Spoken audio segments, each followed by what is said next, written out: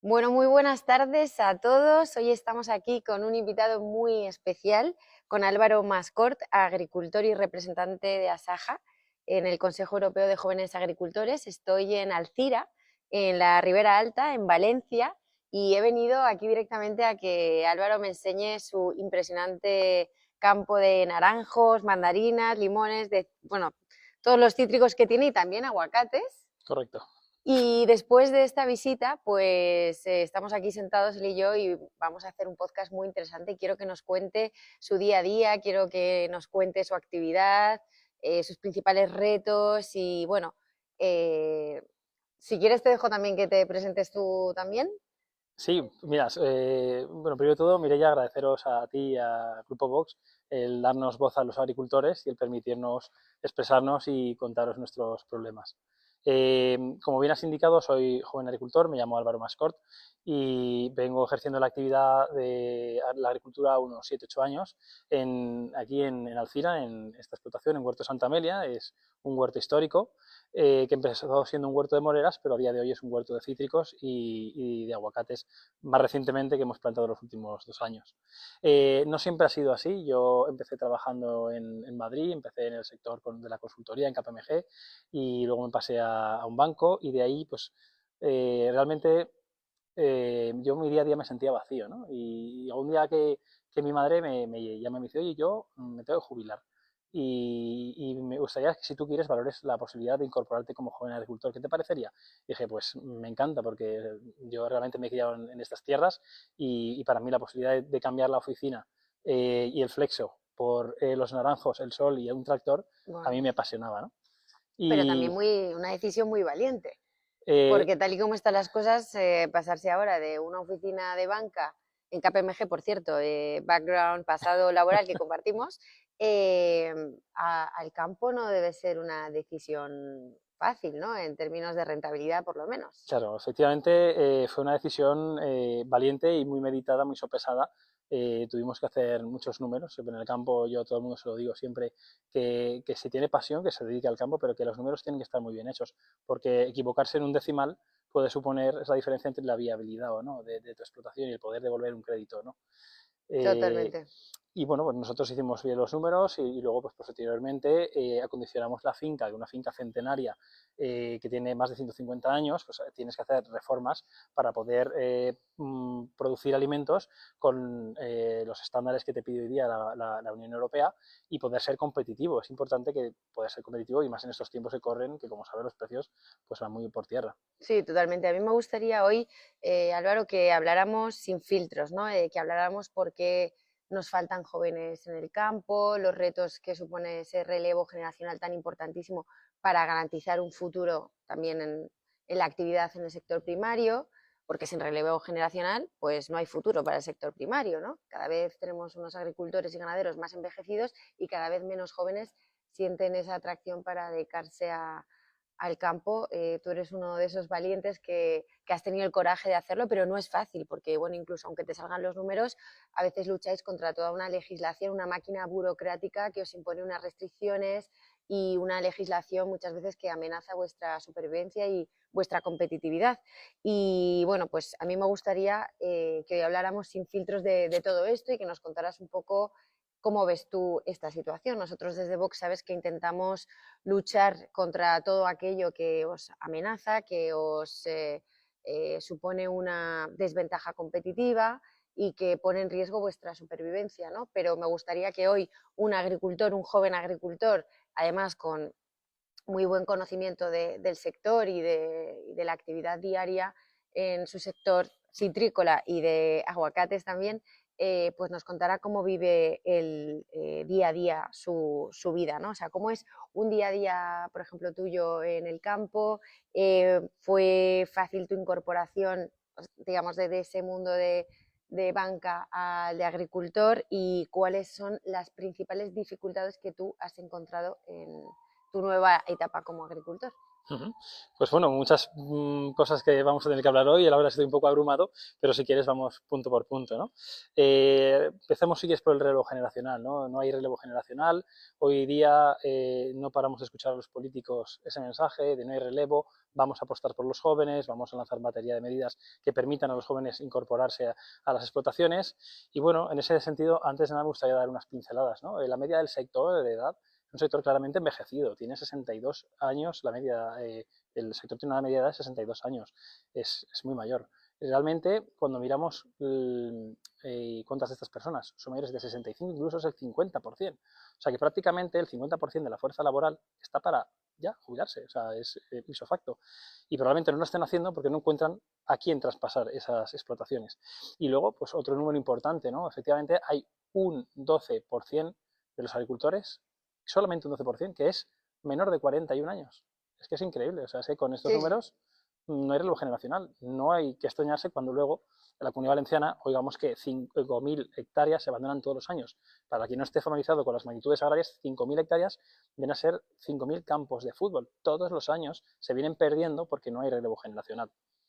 Efectivamente, y lo que supone el abandono de la tierra, Y lo que supone el abandono de la porque eso tierra, es falta de, digamos, de nutrientes para la tierra, desertización del territorio, abandono de la abandono tierra de la es tierra, todo lo contrario al ecologismo, ¿no? O correcto. sea, al final, de nuevo, volvemos a, digamos, a la afirmación contundente de que es que el agricultor es el principal garante de conservación de los ecosistemas, de la naturaleza, de una tierra fértil, de una tierra llena de árboles, de naranjos, por ejemplo, en este caso, ¿no? Pero que al final el abandono de la tierra también supone un reto a nivel medioambiental, no solamente agrario alimentario, sino también a nivel medioambiental, porque esa tierra que se abandona es una tierra que muere, ¿no? Que acaba totalmente abandonada.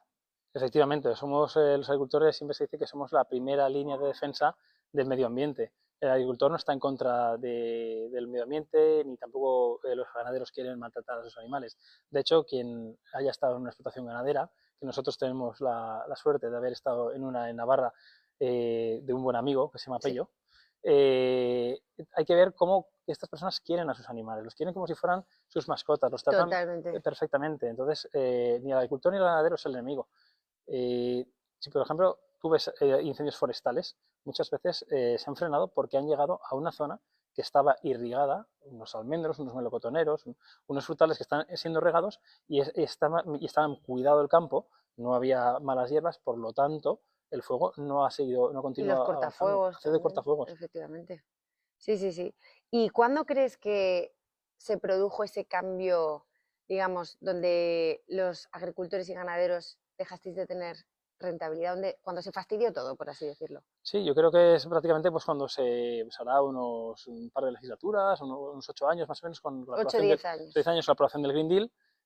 Ahí pues pasamos a estar en el punto de mira de los agricultores y parece que pues, nosotros somos el principal escollo que tiene el medio ambiente, ¿no? Generando Sí, CO2. cuando el Pacto Verde os señala Correcto. directamente como los culpables y los criminales contra el ecologismo, contra la naturaleza, cuando es todo lo contrario, son los principales garantes y defensores de que esa naturaleza y el campo se mantenga vivo. Correcto. Y así se nos, pues, gracias al Pacto Verde, se nos prohíbe utilizar materias fitosanitarias en un 50%. Nadie sabe muy bien por qué un 50%, pero un Claro, 50% porque suena sí. bien.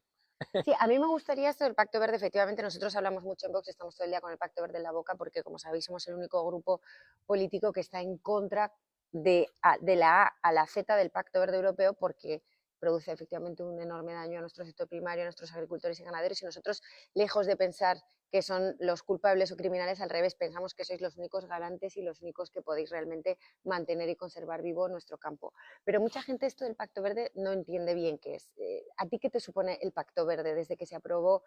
Has dicho restricción en temas de fitosanitarios, ley de restauración de la naturaleza, por ejemplo, que tengas que dejar a lo mejor algunos terrenos. Reservorios de la naturaleza, Exacto. efectivamente, pues por ejemplo los márgenes, pues te dicen si quieres cobrar la PAC, pues que los dejes como tal, no se te ocurra plantar un margen y tal, porque es un reservorio de la naturaleza, ¿no? Ahí pues se supone que van los pajaritos a anidar Y bueno, también nos afecta pues, con el tema de las BICAs, ¿no? Lo que llaman la condicionalidad reforzada, todo el tema del cumplimiento que tienes que hacer de ciertas condiciones medioambientales para cobrar más dinero en la PAC, ¿no?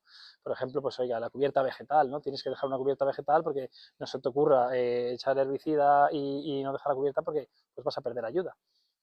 Pero de la ayuda es que no cobras la PAC directamente, que no Otra, es otra una vez, ayuda, que encima no es una ayuda, o sea, porque yo la PAC no la veo como una ayuda, sino como un complemento, o sea, por no producir al sí, final. en el fondo te decrementa, ¿no? Una parte Claro, de esa digamos, de ayuda, ¿no? A la sí, producción. compensación o lo que sea. Pero bueno, a todo esto, vale, ellos por una parte aplican el Green Deal, este pacto verde, que os hace muchísimo daño, porque como estamos hablando, os ponen unos requerimientos, unas restricciones, unas condiciones que van en contra de vuestra rentabilidad, de vuestras producciones, de vuestras herramientas para poder producir, pero luego llega Pedro Sánchez y el 14 de enero llega a Madrid diciendo que tengo una serie de medidas que van a salvar, digamos, la agricultura de los jóvenes, ¿no? O sea, de los jóvenes agricultores, porque os va a dar una serie de medidas, pues como el acceso a las tierras, los 17.000 fincas, creo que dijo, ¿no? Que iba a poner a Ujú, disposición de los así fue. agricultores, un 10% de la PAC que iba también a destinar para Ujú. los jóvenes agricultores, y todo esto suena muy bien, pero ¿tú qué opinas? Bueno, pues ¿Es básicamente humo si o...? quieres, te lo contesto vamos a poner un ejemplo médico, ¿no? Tú imagínate que hay un paciente que está terminal, que se está muriendo porque tiene un EPOC o tiene un tema de pulmón y el paciente está muy enfermo, ¿no? Y de repente llega el dermatólogo y le dice, no, mire, vamos a quemarle esa pequita porque así pues, probablemente no genere un cáncer dentro de unos años o le sale sangre en la nariz y le vamos a poner un tapón. Viene a ser algo así, o sea, estas medidas no se corresponden con la realidad que tiene el sector. El sector tiene un problema de rentabilidad brutal, un problema muy serio de viabilidad, lo hace totalmente inviable tal y como nos hacen producir. Y realmente hablar de estas medidas, pues bueno, si hubiera rentabilidad podría tener un sentido en caso de que faltara gente para incorporarse al Sí, que campo. el sector funciona bien, hay unas medidas más o menos adecuadas y el funcionamiento es correcto, solo que bueno, pues se hacen pequeñas, digamos, ajustes, como por ejemplo el acceso a la tierra, una mejor financiación, bla, bla, bla, pero dentro de un sistema que funciona, ¿no?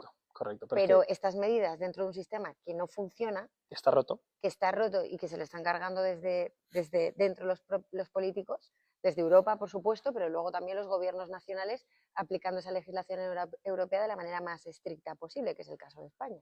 Efectivamente, efectivamente. Y las dos medidas que nos anunció básicamente fueron lo de las fincas y que realmente esta medida, el Banco de Tierras, yo creo que no es buena per se porque puede generar un efecto crowding out en la economía y puede barrer ciertas fincas que estén a la disposición del público en general, incrementando la oferta. Eso lo que hace es presiona la baja sobre precios sobre unos activos agrarios que ya están suficientemente preciados y lo que pasa es que caiga todavía más las rentas agrarias y la gente que pueda vender una finca que no pueda porque es que le pagan muy poco. O sea que Claro, realmente esa medida la veo poco efectiva, está apuntando a un problema que está muy en consonancia con el ya apuntado por el comisario Hansen en su visión, que el principal problema de los jóvenes agricultores es el acceso a la tierra, cosa totalmente falsa. El principal problema de los jóvenes agricultores es el mismo de los agricultores y es que un problema de viabilidad económica, que no hay rentabilidad. que no hay rentabilidad. Nosotros siempre lo hemos dicho, ¿queréis atraer a los jóvenes a la agricultura? Que haya rentabilidad en la actividad. Porque si hay rentabilidad, hombre, pues habrá jóvenes que les apetezca y otros que no, pero habiendo rentabilidad, pues se vuelve mucho más atractivo, como todo en la vida. Si dices, oye, si me va a costar un riñón meterme a agricultor, pero aparte voy a ganar bien de dinero, porque el agricultor es 24/7, o sea, el agricultor no es como una empresa convencional que me cojo mi mes de vacaciones y tal, o sea, el agricultor tienes que estar pendiente y el ganadero constantemente de tu producción, con lo cual, por lo menos que se vea compensado económicamente, con una buena rentabilidad. Así es, así es. Y Que bueno, luego tiene, perdona, de nada, nada. luego tiene, es verdad, otros beneficios, ¿no? Que yo me imagino que vivir en el campo, la vida del Sí, campo y tal, también es muy chulo, o sea, bueno, tiene muchas ventajas para quien le guste, que a mí personalmente me encanta y a ti supongo que también, pero que la rentabilidad es el principal es el principal. motor para atraer a los jóvenes. Sí. Y sabes por qué no hay rentabilidad, ¿no? porque las están jorobando los políticos desde Bruselas. Si quieres te doy mi opinión. Sí, por favor. Sí, pues mira, realmente tenemos que retrotraernos, ¿no?, al año 1957 para entender todo lo que está pasando, ¿no? En el año 1957 veníamos de haber pasado 2 guerras mundiales y pues, una serie de ilustrados piensan que la mejor manera de garantizar que no vuelva a ocurrir un conflicto así es crear un proyecto europeo, ¿no? Y por eso empieza lo que se llama la Comunidad Económica de la Energía y el Acero, que nace con el Tratado de Roma en 1957, y se generan unas pautas, unos principios por los cuales se iban a orquestar esa asociación, ese club de países, Sí. que eran el principio de mercado único, es decir, quitamos las fronteras y todos los bienes y servicios y personas se van a poder mover libremente, el principio de preferencia comunitaria, es decir, siempre que haya producto en Europa no lo vamos a traer de fuera, está claro, y el principio de solidaridad financiera, en el cual, oye, somos socios de un club, todos vamos a aportar dinero al club para luego beneficiarnos del club y tener derecho preferente de entrada a ese club, que cuando vayas a acceder al club, como socio no te digan, no, ahora pasa el señor Mohamed, que es que pasa el preferentemente, oiga, que no es del club, que no ha estado no sé cuántos años con los criterios de convergencia, reduciendo déficit y convergiendo legalmente. Cumpliendo. Claro, no, bueno, ya, pero es que si no la Organización Mundial del Comercio se puede ofender, o es que si no, pues estamos en contra del libre comercio. No, señores, yo soy socio de un club, yo quiero preferencia comunitaria. Es que está en los tratados. Totalmente. Entonces, al hilo de lo que me has preguntado de por qué estábamos tan enfadados con Mercosur y tal, está totalmente conectado con esto que te acabo de explicar. O sea, mediante los tratados de libre comercio, y Mercosur no es uno, sino de más, de tantos, es la guinda que hay sobre el pastel, que ya nos tiene hasta arriba, pues lo que consiguen con estos tratados es una llave de entrada en la cual es meter productos agrarios en Europa y a la vez que algunos países más industrializados que puedan llevar la voz cantante en Europa vendan sus productos industrializados a terceros países. Y es ese doble juego al que estamos viendo sometidos la agricultura, prácticamente la agricultura mediterránea, ¿no? Sobre todo es la que más se resiente, pero con Mercosur probablemente la ganadería de todo el continente se va a ver resentida. Totalmente. Bueno, has tocado el tema, el gran elefante en la habitación, como le llamo yo, que es el tema de Mercosur, pero que al final forma parte de ese arma tan potente que está utilizando la Comisión Europea, en este caso en contra de nuestro sector primario, que es la competencia desleal. Ahora lo vemos con Mercosur, que obviamente es el tratado de libre comercio más importante a nivel mundial que se ha producido y también históricamente, pero lo vemos también con Marruecos, lo vemos con Egipto, o sea, con Sudáfrica. Muy Vosotros bien. habéis visto además con la naranja especialmente y la mandarina una competencia desleal muy Feroz, dañina feroz.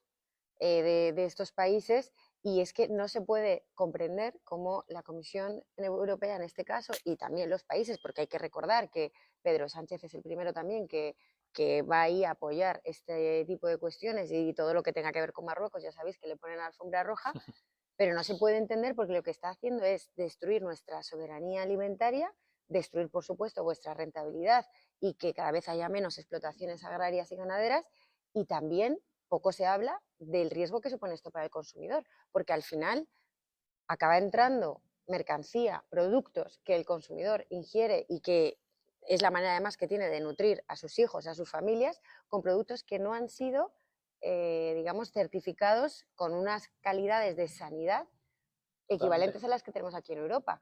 Entonces, a mí me parece un tema también de salud pública, porque estás consumiendo una serie de alimentos que no han pasado los criterios de calidad que a vosotros sí que os exigen y que además a nivel de rentabilidad os supone un enorme costo llegar a todos esos requisitos, y luego tenéis que alucinar cuando veis que tenéis un gobierno que abre la puerta de par en par y una Unión Europea que abre la puerta de par en par a producto de fuera que no cumple ni una sola de las restricciones que a vosotros sí que os exigen. Y que no son miembros del club, que es Y lo que lo hay que que hacer vienes valer, a que decir, no son miembros del club no son también. miembros del club, no llevan cumpliendo todo este tiempo todos los requerimientos, pero que aparte están las dos patas, la vuestra, que obviamente destruye vuestra rentabilidad, luego la pata de la soberanía alimentaria, que si no hay agricultores y no hay ganaderos, perdemos como continente y como nación nuestra soberanía sobre nuestra capacidad de alimentarnos, ¿no? Nuestra soberanía alimentaria la perdemos completamente, porque si no tenemos agricultores y ganaderos, pues ¿qué va a pasar si hay otro confinamiento y no llegan barcos?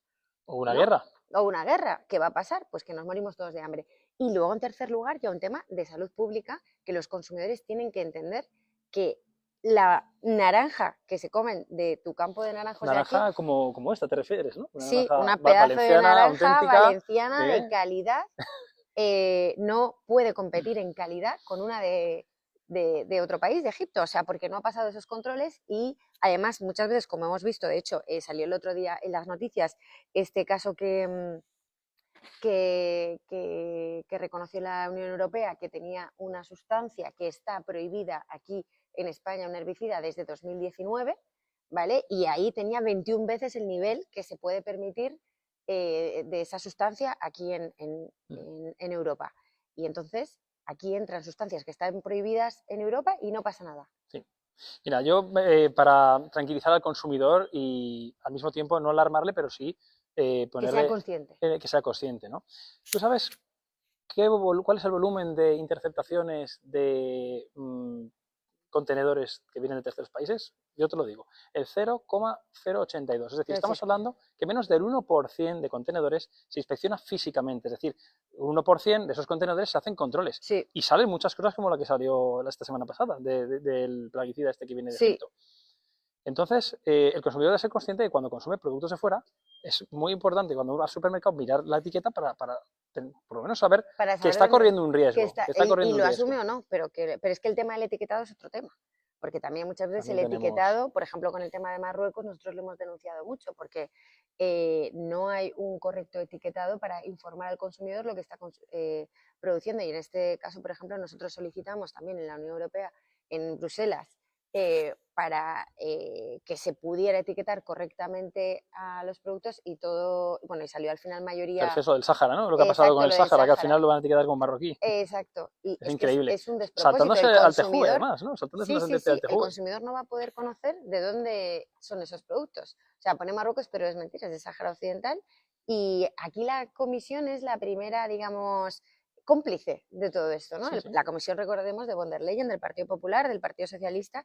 Y volviendo al tema de las intercepciones, o sea, es que no es moco de pavo, es que en los últimos 5 años ha habido más de 600 y pico intercepciones, o sea, no es un caso aislado que nos intentan vender como si fuera algo excepcional. Es un riesgo real. Es un riesgo y es real. del 1%, imagínense del otro 99%, lo que nos comemos. Si ha habido más de 670 detecciones en los últimos 5 años del 0,1%, pues imagínate de realmente todo lo que realmente está llegando a los mercados, ¿no? Entonces, esto es un tema muy importante a nivel de soberanía alimentaria, de garantizar la rentabilidad de nuestro sector primario, pero también es un tema, como digo, de salud pública y que todos los consumidores deben entender que esto no es un tema solamente, no es una batalla del campo, es de lo que entra en el supermercado y de cómo llenan su nevera y de cómo nos alimentamos. Si además me permites unas palabras de nuestro presidente, Pedro Barato, con las cosas de comer no se juega. O sea, las cosas de comer son muy importantes. Realmente, si la agricultura europea desaparece, ¿qué vamos a comer en un futuro? ¿Vamos a estar vendidos a manos de terceros países?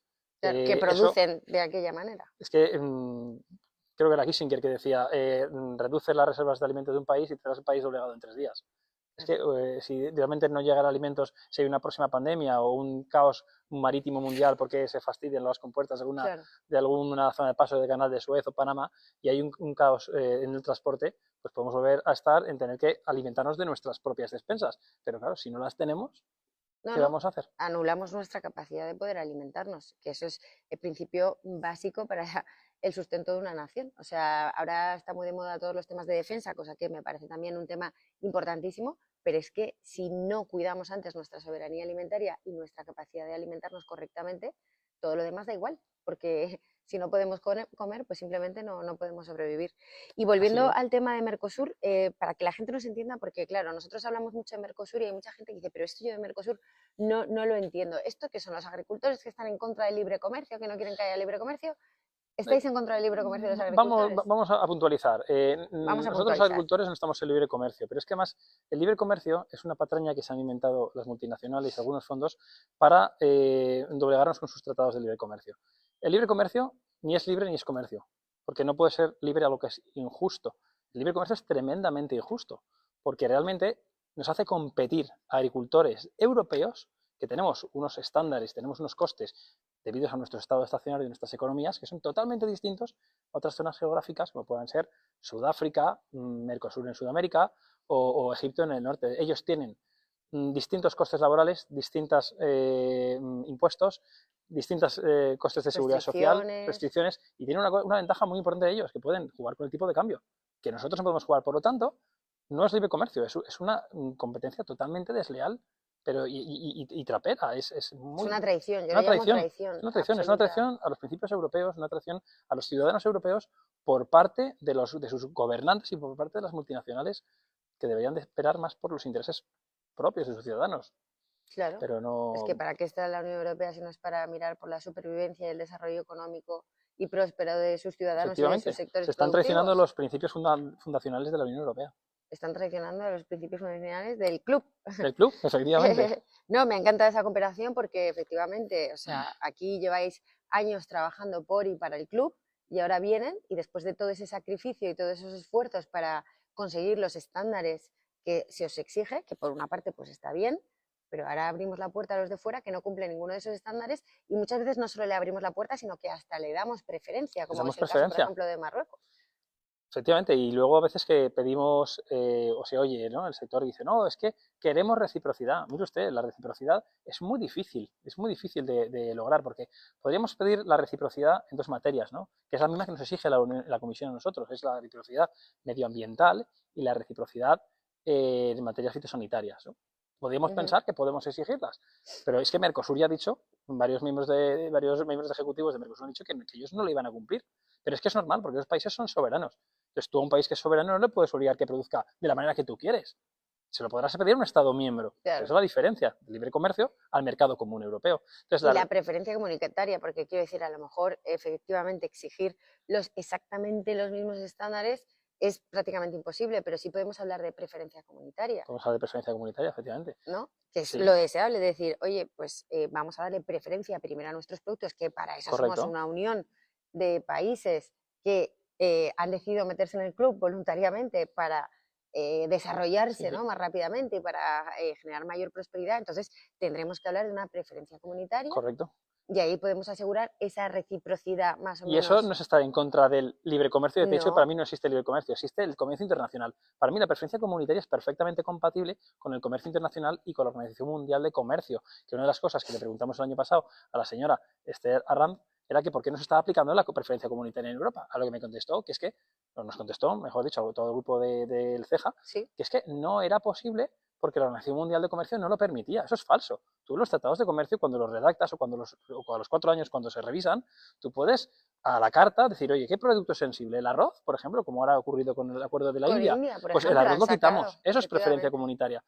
Un producto que sea sensible, pues le vamos a aplicar un pequeño arancel a este producto. No es a todo, no es Trump. Esto no es Trump. Se llama preferencia comunitaria y es perfectamente compatible con los principios del comercio internacional y con los principios fundacionales de la Unión Europea. Lo que pasa es que no quieren.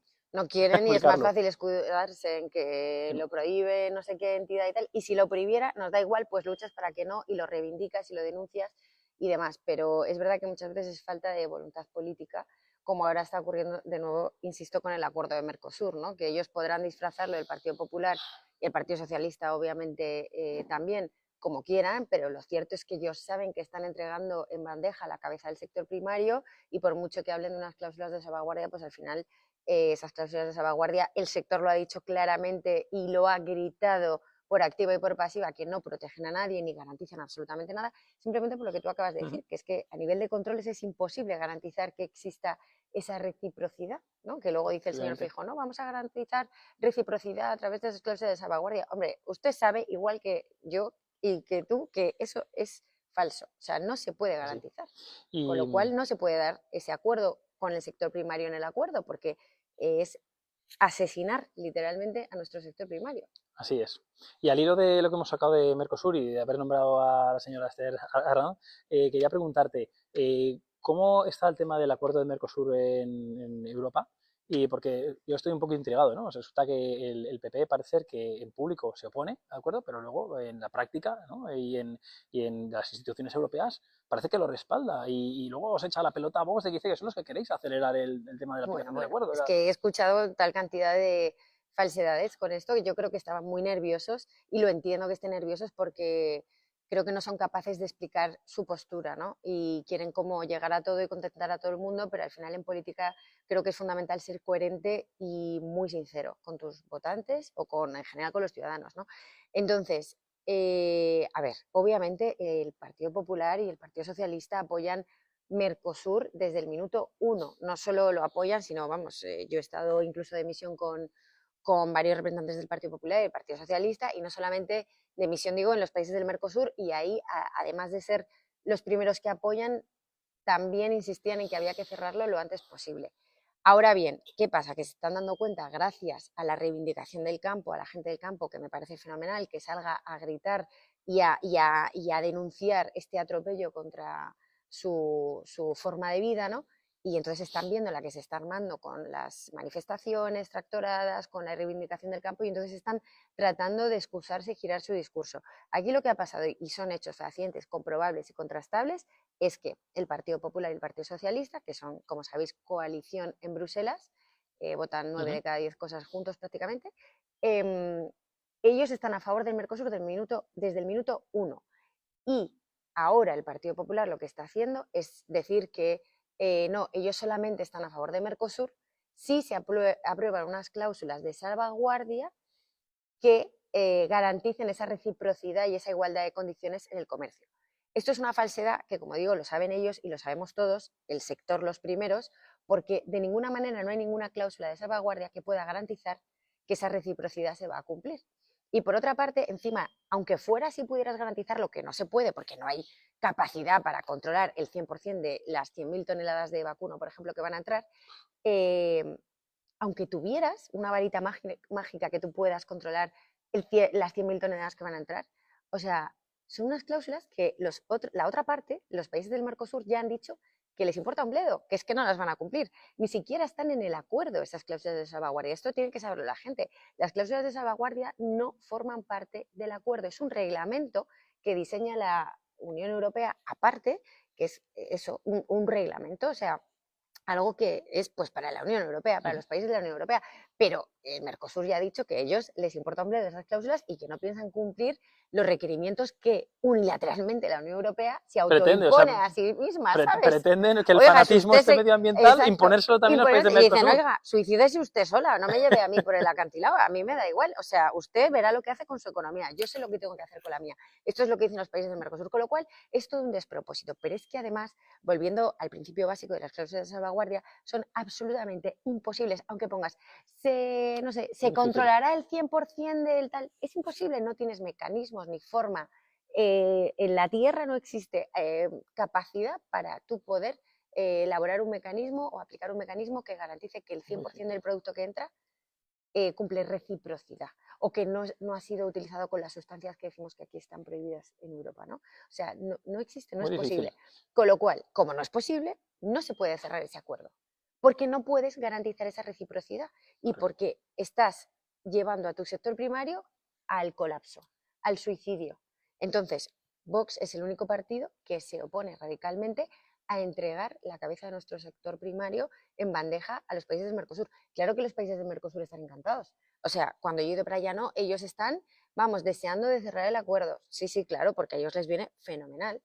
Lo que es paradójico es que haya fuerzas políticas como el Partido Popular que estén también contentos de entregar el sector primario en bandeja. Es que no se puede entender. No tiene mucho sentido, no tiene mucho sentido. Y además, luego, perdón, lo del Tribunal de Justicia de la Unión Europea, ya con esto acabo, que me parece también importante aclararlo, lo que se votó fue elevar al TGV, Tribunal de Justicia de la Unión Europea, que validara si el Tratado de Libre Comercio con Mercosur cumple, el acuerdo, perdón, de libre comercio con de Mercosur cumple los tratados de la Unión Europea.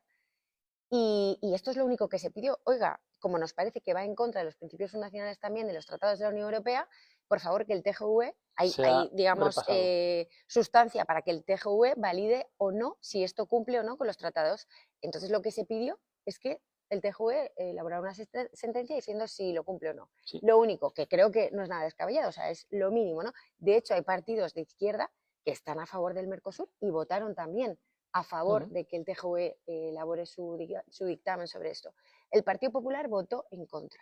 ¿Qué pasa? Que como se les echó todo el sector encima, pues ellos dijeron que habían votado en contra para poder garantizar las cláusulas de salvaguardia, no sé qué historias se inventaron. Esto es absolutamente falso, igual y contrastable.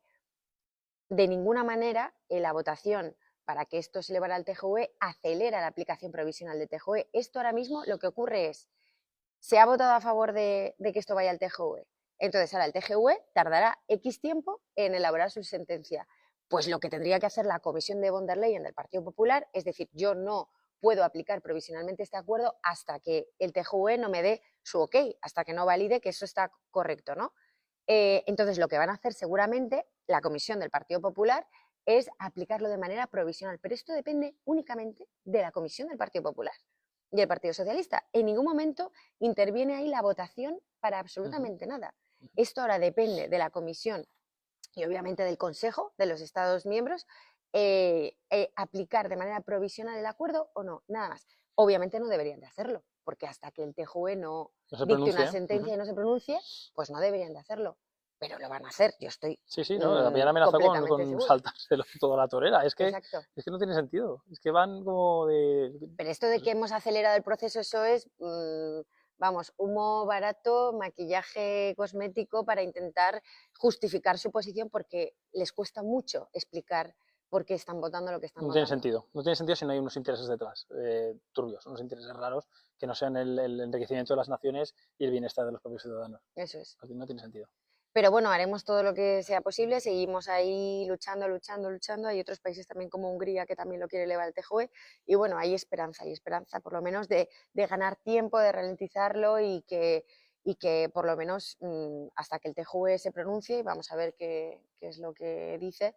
Pero bueno, tú también lo has dicho, esto al final el problema obviamente es la competencia desleal y demás, pero también es la guinda del pastel, porque es que si por ejemplo no tuviéramos el Pacto Verde, digo, ¿no? O sea, si vosotros los agricultores y ganaderos no tuvierais la soga del Pacto Verde, pues dices, bueno... Nos aliviaría los costes, probablemente igual sería más fácil el ser rentable. Claro. No explica eso el 100% de nuestros males, pero igual sí un 20 o un 25%. O sea, claro, es que son varias cosas. Son varias cositas, pero realmente, volviendo al tema, ¿no? Lo que más daño nos hace son las exportaciones de terceros países. Claro. Y para que los que nos escuchan también se hagan una idea, o sea, Valencia es el principal productor en España de cítricos, llegando casi a un 48, 49, vamos, casi la mitad de cítricos que se producen aquí. Está aliado más o menos con Andalucía, ¿no? Sí, más o menos, ¿no? Y yo digo, ¿esto qué significa en la comarca? ¿Tú tienes un poco en la cabeza números de qué puede significar aquí para las familias que viven de esto? O sea... Sí, bueno, pues creo que lo hemos comentado antes en la visita a campo. Antiguamente, pues una familia de agricultores vivía con 1 hectárea, lo que es un campo de fútbol, de una plantación, y hoy día pues dicen que mínimo para ser mínimamente rentable puedes necesitar entre 15 y 20 hectáreas. Claro. Fíjate cómo ha cambiado. Cómo ha cambiado la cosa por toda esta regulación, digo, que viene también desde Bruselas muchas veces, aunque también nacional, y luego también el tema de las plagas. O sea, de repente llegan unas plagas aquí, como hemos hablado también, el cotonet o trips también. El trips también. Sí. Sudafricano, que te dejan de repente la fruta invendible y entonces esto para ti te supone unas pérdidas económicas brutales. Y no tienes principios activos para poder luchar contra ellos. Y son principios activos que han pasado el filtro de la EFSA, European Food Security Authority. Y si la EFSA, con criterios científicos, los ha validado, no entendemos por qué señores que van con un traje que no entienden ni de campo ni de criterios científicos a prohibirnos un 50% porque simplemente suena bien ese número, un 50%. Y sin alternativa, que a mí esto es lo que más me alucina. O sea, prohíben, pero no dan alternativas. Entonces, ¿qué tengo que hacer? Arruinarme. Pero luego, insisto, sí que se puede importar producto que han utilizado esas sustancias. Correcto, es una incoherencia que es que o sea, se cae por su propio peso, no tiene sentido nada. No tiene ningún sentido. Pero bueno, esa es la Europa que tenemos y cuando ellos dicen, no, queremos ayudar a los agricultores, vamos a dar ayudas, no sé qué, o hablan de cuestiones políticas que al final es sumo, si usted lo que me tiene que dejar a mí es trabajar, usted tiene que dejarme a mí de ponerme palos en las ruedas, de ponerme restricciones, de prohibirme con una hipocresía además abrumadora. Porque usted me prohíbe una cosa, pero luego abre la puerta de par en par a productos que... O incluso algunos políticos con los que hemos tenido el privilegio de hablar, ¿no? Te dicen que, bueno, que habrá que pedir más PAC que vamos a un modelo, pues, por así decirlo, aunque no lo han dicho unas palabras, de agricultura subvencionada, Claro. para poder permitir que esos acuerdos de libre comercio sigan importándonos productos de esos países, ¿no? Es un sinsentido. O sea, ¿no sería mejor que el dinero esté en el bolsillo del contribuyente, se dedique a hacer hospitales y que la agricultura sea rentable por Sea sí misma? sostenible, exacto. Es una Que idea, porque la lo es, lanzo, ¿eh? y si no lo es por todas las trabas que le ponen al Por el agricultor y al libre ganadero. y el libre comercio, que ya hemos dicho que no es libre Esa ni es competencia comercio. desleal, es que eso no es libre comercio, es competencia Es una desleal competencia desleal y brutal. ya, entre la competencia desleal y el pacto verde, o sea, es que así Estamos no en se un puede sándwich crecer. breados. Y yo digo, con toda esta situación tan poco esperanzadora, supongo, ¿volverías a tomar la misma decisión? Sin duda alguna. Yo es que soy un luchador. A mí ¿Te gusta? me Y gusta mucho el campo, me gusta pues, la actividad, me gusta cambiar, como he dicho antes, el flexo por la luz del sol. Y yo realmente, no sé, si no, no tuviera el privilegio, ¿no?, de poder venir aquí a la finca y pasearla todos los días, estar aquí y trabajar, pues no claro, sé. es que te apasiona. Yo Esto tiene que ser un tema vocacional sí, y sí, es apasionante, porque si vocacional, no. es vocacional. ¿Y qué consejo le darías a un joven que estuviera en tu situación o que esté decidiendo incorporarse al sector primario, al sector agrícola? ¿Le darías algún consejo? Pues como te he dicho antes, que se hagan muy bien los números, porque equivocarse en un decimal pues puede suponer el luego no ser rentable, y si no es rentable pues te va a tocar abandonar tu explotación, y si te has metido en créditos y tal pues puedes perder mucho. Y otro consejo que les daría es que no desistan, que la administración no está aquí para poner las No cosas está para fáciles, ayudar. no está para ayudar. Hay que interiorizarlo, asumirlo, tragárselo, y están para poner la prueba. Es uno de los mayores Es retos uno de los que... mayores problemas que yo he encontrado instalándome como joven agricultor. Inspecciones, me acuerdo el otro día de pobre chico este que se suicidó, David Lafoz, y digo, ¿cuánto habrá de cierto en esa muerte, ¿no?, de que culpaba a todos sus problemas que tenía con la administración y tal? Porque es que realmente momentos que dan ganas de tirar la toalla. O sea, que te vienen y te hacen unas inspecciones que no las hacen ni las certificaciones locas de final de obra de la realización de un edificio. O sea, es que te miran. Por poner un ejemplo, aquí yo tenía unos funcionarios que, pudiendo medir con el satélite, que lo miden con el SIPAC, y haciendo unos cálculos rápidos en el volumen y densidad de plantas que tengo, han ido planta a planta contándolas. Luego, oye, las etiquetas no están, ha habido que sacar las etiquetas, contando etiquetas, toda una mañana con ellos contando etiquetas, cuando realmente dices, hacía falta, muchas inspecciones lo hacen, pero a mí, por lo que sea, me han cogido y me las han hecho, ¿no? Y dices, es que es una cantidad de problemas burocráticos La burocracia. y la burocracia, pero y las inspecciones, o sea, que muchas veces vienen a buscar las 5 patas al gato, oiga, que tiene 4. Bueno, Que, esto en general es en todos los autónomos, yo creo, en España les pasa esto, pero bueno, que al sí, agricultor sí, el agricultor está también muy expuesto, es cuando, sobre todo una cuando pides asfixia. ayudas, ¿no? Ayudas de joven Claro, instalación o de claro, planes de claro. mejora, para inversiones, es una cosa que dices, se Que la intentan ver cosas. administración debería ser el amigo, pero es el enemigo, Sí, muchas veces es ¿no? O el sea, te enemigo. sientes totalmente como luchando contra esa marea de documentos, burocracia, reportes, tal. Sí, esto lo decimos siempre, importantísimo, trabajar una simplificación para el agricultor, porque además el agricultor debe dedicarse a su tierra. Se pierde mucho tiempo en la oficina. Es que ¿Tú a la cuánto semana, tiempo pues a la destinas? semana, pues un día seguro que estás en la oficina haciendo Todo un temas día, fíjate. burocráticos. Por la mañana Bueno, es. y ya la última, me gustaría preguntarte, bueno, ¿cómo ves el futuro? ¿Dentro de 20 años? ¿Lo ves? O sea, yo creo que eres una persona optimista, yo creo que lo vas a ver seguro con optimismo. Y para terminar, quiero que me digas 3 cosas que le dirías a un político como yo, por ejemplo, pero no poesía, o sea, algo como realmente concreto y realizable para mejorar el futuro de la agricultura y la ganadería y sobre todo para garantizar ese relevo generacional. 3. 3 cosas, vamos allá. ¿Y cómo ves el futuro en 20 años? Primero de todo, el futuro, ¿cómo lo veo? Pues desde luego mal, ¿no? Si seguimos haciendo las cosas como las seguimos haciendo, pues mal, no habrá futuro. Es muy duro decirlo, pero la gente tiene que enterarse, no habrá soberanía alimentaria. No significa que no dejemos de producir al 100%, porque probablemente grandes corporaciones con economías de escala, que los costes fijos los distribuyen muy bien entre la producción, pues puedan seguir existiendo en Europa, y también podremos encontrar las pequeñas explotaciones familiares que sean pues centros de agroturismo, donde ir, pasar el fin de semana, coger una naranja del árbol, desgustarla.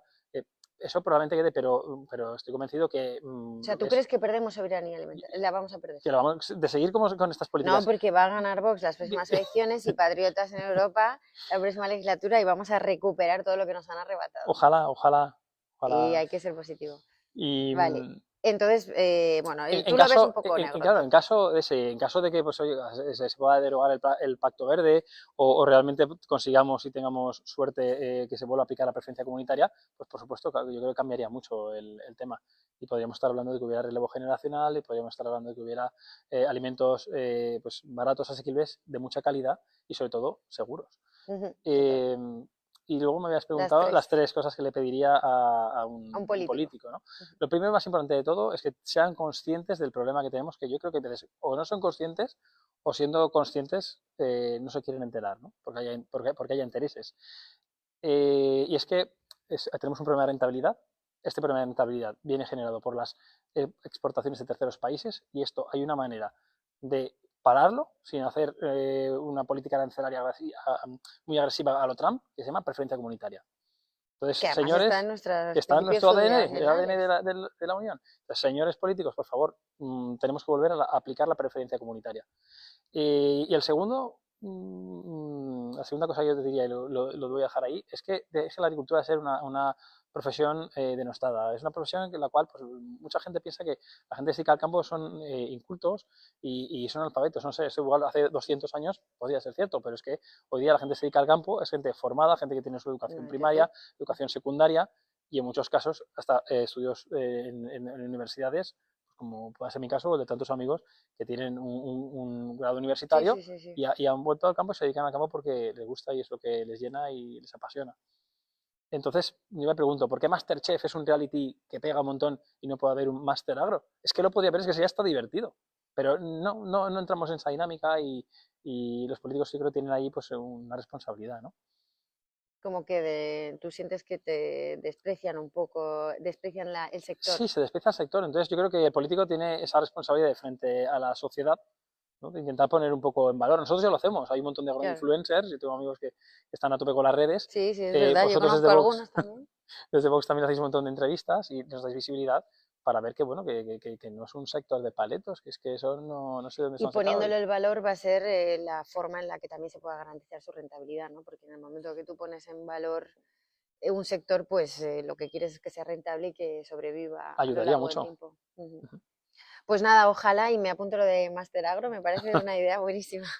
Y nada, muchísimas gracias por esta entrevista, lo dejamos ya que nos hemos enrollado un montón, Gracias a ti. pero ha sido un placer conversar Ya. contigo, mucho ánimo, mucha suerte y a seguir luchando, que la verdad que tienes también el privilegio de vivir en un sector muy bonito y dedicarte a una actividad que es importantísima para nuestro país. Muchas gracias, Gracias Mireia. a ti. Gracias por la entrevista. Muchas gracias.